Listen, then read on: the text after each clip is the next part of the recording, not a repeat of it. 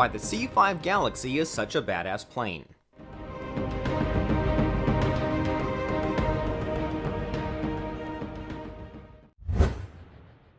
The largest military transport in the US's arsenal is also one of the largest planes in the world. This year marks the 50th anniversary of the aptly named C-5 Galaxy, and it's been 5 decades worth celebrating.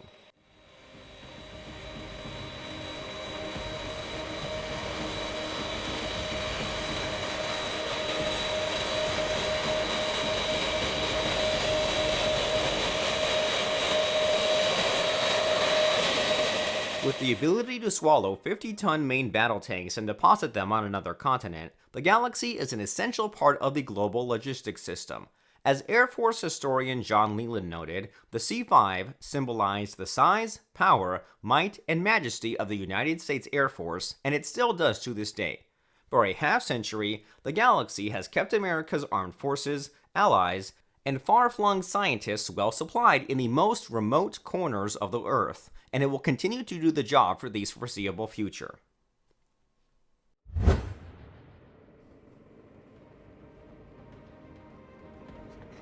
It's hard to wrap your head around the sheer size of the C-5.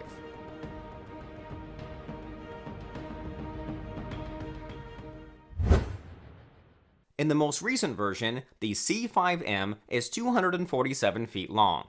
That's 12 feet longer than an Airbus A380 Super Jumbo civilian jetliner.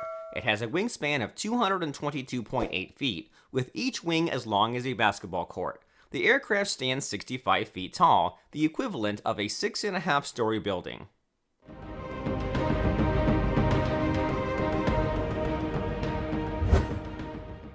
The Galaxy is so galactic it won't fit inside many hangars. In some cases, the C-5 mostly fits inside, and the airport simply cuts a hole in the sliding doors for its whale-shaped tail to stick out.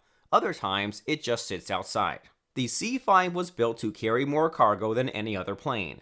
The C-5M can lift more than 250,000 pounds, and the approximately 34,000 cubic foot cargo bay is large enough to contain 1 tank, 6 helicopters, or 24,844,746 ping-pong balls.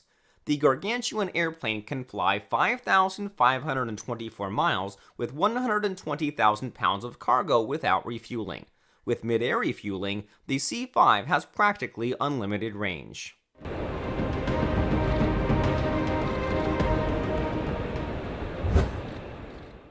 The C-5 Galaxy started with a requirement. The Air Force wanted a transport capable of carrying all the equipment necessary for a U.S. Army division halfway across the world. While transports of the time, including the C-130 Hercules and now extinct C-141 Starlifter, were big, they simply couldn't handle the most important item, the new M60 main battle tank.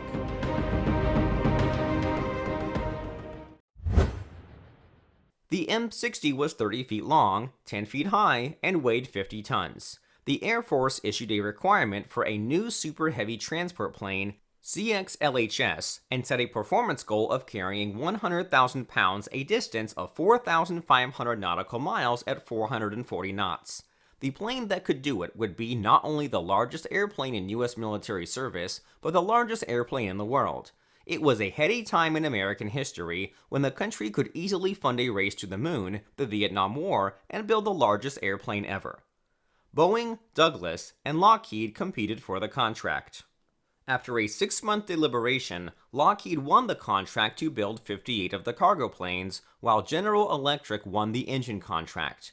In today's dollars, the C-5A would cost $268 million each. Boeing's proposal didn't go to waste. It would eventually become the 747 civilian airliner.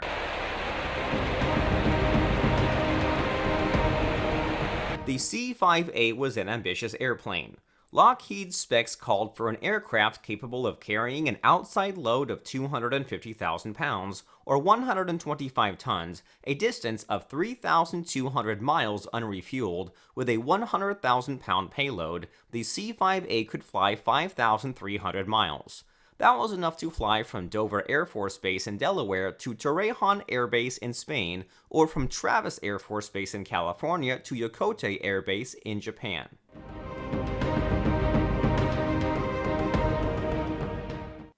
The C-5 was projected to fly more and bigger cargo and do it faster and with fewer planes. In 1965, General Howard Estes, commander of the Air Force's Military Air Transport Service, said the C-5 would have radically sped up Operation Big Lift, an exercise that flew 15,500 soldiers from the US to Germany.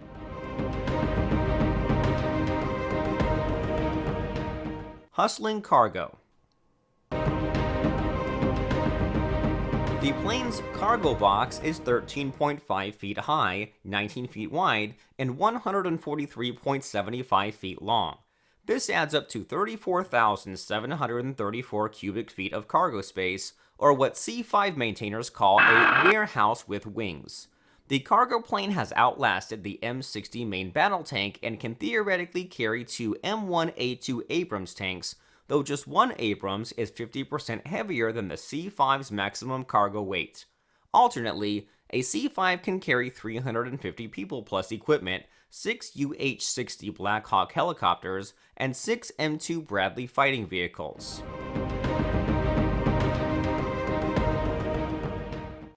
Getting cargo on and off the Galaxy is a lot easier than it looks. The C-5's bulbous nose is hinged, allowing it to raise up over the cockpit and providing full access to the cargo box. This is nicknamed the Knight's Visor.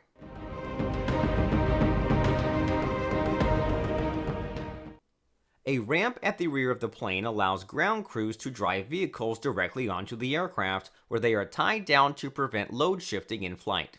The airplane's landing gear and 28 landing wheels can hydraulically kneel to truck bed height, allowing cargo to be offloaded directly from the plane to waiting trucks.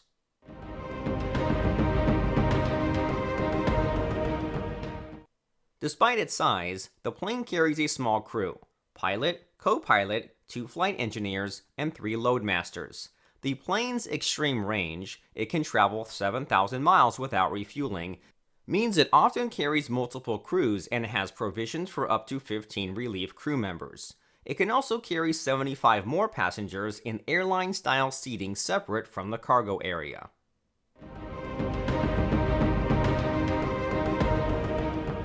A humongous history.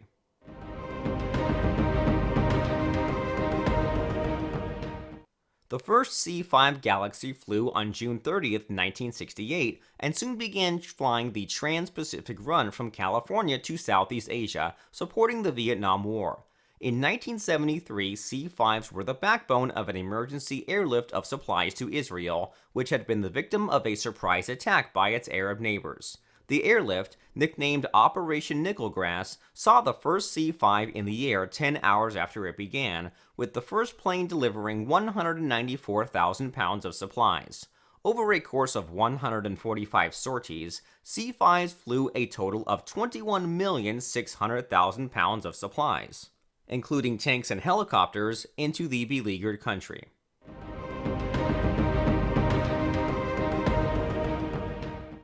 The C-5 flew cargo throughout the Cold War, particularly to Europe for annual NATO exercises. In 1990, it participated in the air and sea lift operations supporting Operation Desert Shield, the effort to defend Saudi Arabia from Saddam Hussein's Iraq. Months later, C-5s participated in the buildup that enabled Operation Desert Storm, the liberation of Kuwait. Together, the two campaigns formed the largest airlift in history.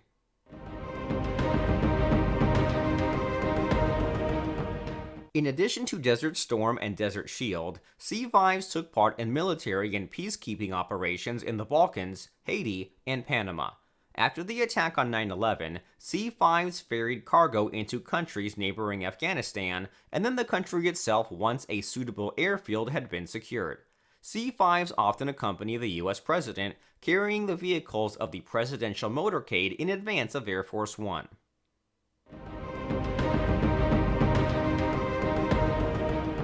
The C-5 could have carried the space shuttle. The Air Force converted 2 C-5As to C-5C status, modifying them to carry space containers that safely transported satellites and other payloads. The C-5C could also carry an entire Atlas IIA rocket and sections of the International Space Station. The Galaxy has flown to Antarctica too. In 1989, a C-5 flew to McMurdo Airfield in support of Operation Deep Freeze, the US government's annual resupply run for scientists studying the frozen continent. The C-5 carried 72 people and 84 short tons of cargo, including two UH-1N Huey helicopters. The ice runway, located on the Ross Ice Shelf, was 10,000 feet long, 350 feet wide, and at least 7 feet thick.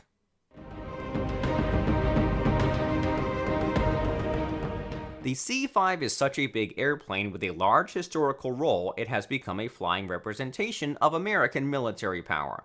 The C-5M Super Galaxy is projected to remain in service until at least 2040, at which point there will be a demand for a newer, likely even bigger aircraft. What's bigger than a Galaxy?